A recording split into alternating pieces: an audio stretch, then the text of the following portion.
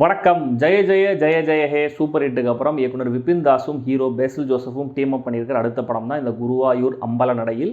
அப்படின்னா குருவாயூர் கோயிலுக்கு முன்னாடி அந்த கோயில் வாசல்ல அப்படிங்கிற மாதிரி ஒரு மீனிங். இந்த வாட்டி பிருத்திவிராஜ் தான் ஹீரோ. பேசில் ஜோசஃப் ஒரு முக்கியமான ரோல் கொடுத்துருக்காங்க.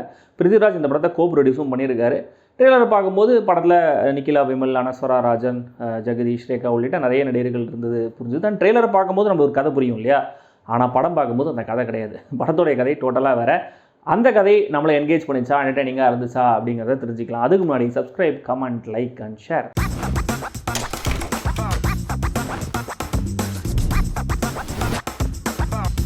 குருவாயூர் அம்பல நடையில் பேசில் ஜோசஃபுக்கும் அனஸ்வரா ராஜனுக்கும் பெரியவங்க பார்த்து நிச்சயம் பண்ணி ஒரு அரேஞ்ச் மேரேஜ் ஃபிக்ஸ் பண்ணுறாங்க. பேசில் ஜோசப் துபாயில் ஒர்க் பண்ணிட்டு இருக்காரு.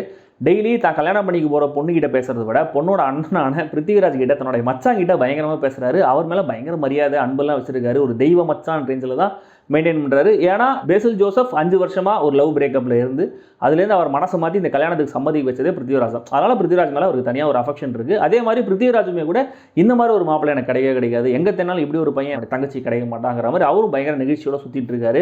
இப்படி போயிட்டு இருக்கிற எங்களுடைய ரிலேஷன்ஷிப் திடீர்னு ஒரு பாயிண்டில் பயங்கரமான ஒரு கிளாஷில் போய் முடியுது.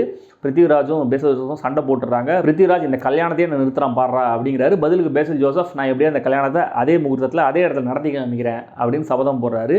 எப்படி இவ்வளோ அன்பாக இருந்தவங்க சண்டை போட ஆரம்பித்தாங்க, எதனால் சண்டை போட ஆரம்பித்தாங்க, அந்த கல்யாணம் நடந்துச்சா இல்லையா அப்படிங்கிறது தான் இந்த படத்துடைய கதை.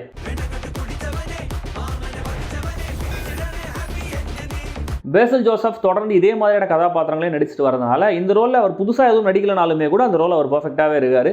இன்டர்வலுக்கு கொஞ்சம் முன்னாடி அனஸ்வரா கூட பேசுகிற அந்த ஒரு சீனில் ஒரு எமோஷனல் மூமெண்ட்டில் அவருடைய நடிப்பு ரொம்ப நல்லாவே இருந்தது. பிருத்திவிராஜ் டெலிபரேட்டாகவே ஒரு ஓவர் த டாப் பர்ஃபார்மன்ஸ் தான் கொடுத்துருக்காரு. படத்துடைய அந்த காமிக்கல் டோனுக்கு அது கரெக்டாக போயிடுது. ப்ரோடாடி படத்துக்கு அப்புறம் எனக்கு தெரிஞ்சு ஒரு காமெடி படத்தில் அவருடைய பர்ஃபார்மன்ஸ் ஒர்க் அவுட் ஆச்சு அப்படின்னா அது இந்த படத்தில் தான் நினைக்கிறேன். அண்ட் இடுப்பில் கையை வச்சுட்டு பேசில் ஜோசஃபை வெல்கம் பண்ணுற அந்த ஒரு சீனில் ரெண்டு பேருடைய நடிப்பு, அந்த இடத்துல யூஸ் பண்ணியிருக்கிற பாட்டு ரெண்டுமே செம்ம. அனஸ்வரா ராஜன், நிக்கிலா விமல் ரெண்டு பேருடைய கேரக்டர்ஸுமே ரொம்ப லிமிடெட் ஸ்கோப்போட தான் எழுதப்பட்டிருக்கு. ஆனால் ஜெகதீஷ், ரேகா, பைஜு சந்தோஷ், பேசிலோட அப்பா அம்மா நடிச்சவங்கன்னு இந்த வயசான கேரக்டர்ஸ் நடிச்சவங்க எல்லாருமே நல்லாவே நடிச்சிருக்காங்க. இதை தாண்டி படத்தில் சின்ன சின்ன ரோல்ஸ்ல வரவங்களுடைய பேர்லாம் மென்ஷன் பண்ணணும்னு நான் நினைச்சேன். பேசிலோட ஃப்ரெண்டா வர சிஜு சன்னி, தம்பியா வர சாஃப்ட் பாய், கல்யாணத்தை கெடுக்க ட்ரை பண்ற அஸ்வின் விஜயன், சைக்காட்ரிஸ்டா வர ஜோமோன், பேசில் ஆஃபீஸில் ஒர்க் பண்ற அகில்னு படம் முழுக்க வர சப்போர்ட்டிங் ஆக்டர்ஸ் எல்லாருமே மனசுல நிற்கிறாங்க. யோகி பாபு ஒரு கேமியோ ரோல்ல தான் வராரு. அவர் கேரக்டருக்குன்னு ஒரு ஃபிளாஷ்பேக் சொல்லப்படுது. ஒரே ஒரு சீன் தான். அந்த ஒரு சீன் கொடுத்த இம்பாக்ட் அவர் வர எந்த சீனுமே கொடுக்கலையா, அதனால அவரோட நடிப்பும் அந்த லெவலில் இருக்கு. நீரஜ் ரவியோட சினிமாட்டோகிராஃபி, அங்கித் மேனனுடைய பின்னணி இசை ரெண்டுமே ஒரு ஃபெஸ்டிவல் மூட்ல கல்யாண வீட்டில் தான் இருக்குமோ அப்படிங்கிற ஒரு ஃபீலை நம்மளுக்கு கொடுக்குது. அட்டகாசமான ஹிலேரியஸான ஃபர்ஸ்ட் ஹாஃப் தான் இந்த படத்துடைய முக்கியமான ஹைலைட். கதாபாத்திரங்களை ஒவ்வொன்றா அறிமுகப்படுத்தி கதையை ஆரம்பிச்சதுக்கு அப்புறம் பேசிலுக்கும் பிருத்திவிராஜுக்குமான போர்ஷன்ஸ், இவங்களுக்குள்ள இருக்கிற ரிலேஷன்ஷிப்பை சுற்றி இருக்கிறவங்க டிஃபைன் பண்ற விதம் அண்ட் அதை பற்றி மற்றவங்களுடைய ரியாக்ஷன்ஸ், இவங்க ரெண்டு பேருடைய கான்வர்சேஷன்ஸ்னு தொடர்ந்து சிரிக்க வச்சுட்டே இருக்காங்க. ஆக்சுவலாக படத்துடைய க்ரூஷியலான ஒரு பாயிண்டா ரொம்ப ஏர்லியாகவே ரிவீல் பண்ணிடுறாங்க. அது ஒரு வகையில் ரிஸ்க் தான். அது ஏன் ரிஸ்க்குங்கிறது செகண்ட் ஹாஃபில் போக போக தெரியுது.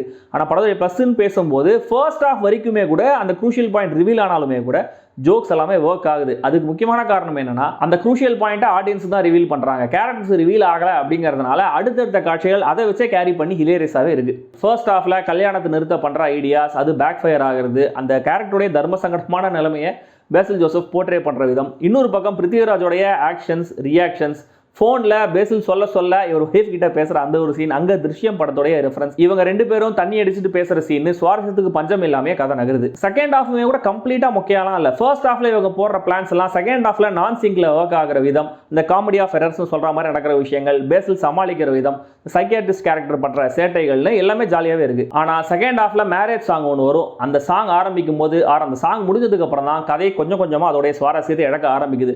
ஒரு டெம்ப்ளேட்டில் தான் இருக்குது, ஒரு ஆப்வியஸான எண்டை நோக்கி தான் கதை போயிட்டு இருந்தது. ஆனால் அந்த பாயிண்ட் வரைக்கும் ஜோக்ஸ் ஒர்க் ஆச்சு அப்படிங்கிறதுனால படத்துடைய தப்பெல்லாம் பெருசாக எதுவும் தெரியல. நல்லா ஃபன்னாகவே படத்தை பார்க்குறமே அப்படிங்கிற ஒரு ஃபீலில் தான் இருந்தது. ஆனால் அதுக்கப்புறம் ஜோக்ஸ் எல்லாம் எதுவும் பெருசாக ஒர்க் ஆகலைங்கிறதுனால என்னடா புதுசாக கேரக்டர்ஸ் வந்துட்டே இருக்காங்க, ஐயோ கேரக்டர் ரீட்டிங் ரொம்ப வீக்காக இருக்கு, இன்னும் படம் எங்கெங்கேயோ போகுதுன்னு படத்துடைய குறைகள்லாம் ஒன்று ஒன்றா நம்மளுக்கு தெரிய ஆரம்பிக்குது. படத்துடைய சோ கால்டு 2 முக்கியமான ஃபீமேல் கேரக்டர்ஸ் இன்னும் கூட ஸ்ட்ராங்காக எழுதப்பட்டிருக்கலாம். ஏன்னா கான்ஃப்ளிக்டில் அவங்களுக்குமே கூட ஒரு பங்கு இருக்குங்கிறதுனால அது இன்னும் கூட பெட்டராக ஒரு கதைகளை கொண்டு வந்திருக்கலாம். அதை இவங்க பண்ணல. தென் செகண்ட் ஹாஃப்ல ஒரு சீனில் ஒரு மொமெண்ட்ல நிக்கிலா விமல் கேரக்டர் பேசுகிற அந்த ஒரு டைலாக், அவங்க முகத்தில் காட்டுற அந்த ஒரு பெயின், அந்த ஒரு அழுத்தம், படத்தில் வேற எங்கேயுமே இல்லை. இதனாலேயே என்னவோ படம் முழுக்கவே நிக்கிலா விமல் ஒரு குழப்பத்தோடய நடித்த மாதிரி இருந்தது. அனஸ்வரா ராஜனுக்கு அந்த வேலை கூட கிடையாது, ஒரு மாதிரி ஐ கேண்டி மாதிரி தான் வந்து போகிறாங்க. தென் அனஸ்வரா வீட்டில் வேலை செய்கிற ஒருத்தங்க இந்த கல்யாணத்தை நிறுத்த ட்ரை பண்ணுறாங்கன்ற மாதிரி 2-3 இடங்களில் இம்ப்ளை பண்ணுவாங்க. அதுக்கான காரணம் என்னன்றது தெரியாது. ஒரு மாதிரி இவங்களுக்கும் நிக்கிலாவுக்கு ஏதோ ஒரு பிரச்சனை இருக்குங்கிற மாதிரி நம்மளுக்கு இன்டெரக்டாக சொல்லுவாங்க. ஆனால் அதை ப்ராப்பராக டெவலப் பண்ணாமல் நட்டாத்தில் விட்டு போயிடுறாங்க. கிளைமேக்ஸில் ஒவ்வொரு கேரக்டரும் ஒவ்வொரு இடத்துலேருந்து வந்து ஒரே இடத்துல அசம்பிள் ஆகி அந்த கல்யாணத்தில் குழப்பம் வந்து இந்த சுந்தர் சி ராமநாராயணன் படம் மோடில் தான் இந்த கிளைமேக்ஸ் சீக்வன்ஸை இயக்குனர் கன்சீவ் பண்ணியிருக்காரு. இது எடுக்கப்பட்ட விதம் ரொம்ப நல்லாவே இருந்தது. நிஜமாவே குருவாயூரில் எடுத்தாங்களா இல்லையான்னு தெரியல, ஆனால் அங்கேயே எடுத்த மாதிரி தான் இருந்தது. ரொம்ப சேலஞ்சிங்கான ஒரு விஷயம். அது நல்லாவே எடுத்திருக்காங்க. ஆனால் ரைட்டிங் அந்த அளவுக்கு சிறப்பாக இல்லை, வீக்காகவே இருந்தது. இந்த 80s 90ஸ்லாம் கொஞ்சம் அப்சர்ட் காமெடி படங்கள்லாம் இருக்கும் இல்லையா, இந்த கிளைமேக்ஸ் சீக்வன்ஸில் கொஞ்சம் வீக்காக இருக்கும். அந்த மாதிரி தான் வீக்காக இருந்துச்சு. அண்ட் இங்கேயுமே கூட பிருத்திவிராஜ் நடித்த நந்தனம் அப்படிங்கிற படத்துக்கான ஒரு ரெஃபரன்ஸ் கொடுத்துருக்காங்க. அந்த நந்தனம் படத்தை தான் தமிழில் தனுஷ் நடித்து சீடன் அப்படின்னு ரீமேக் பண்ணாங்க.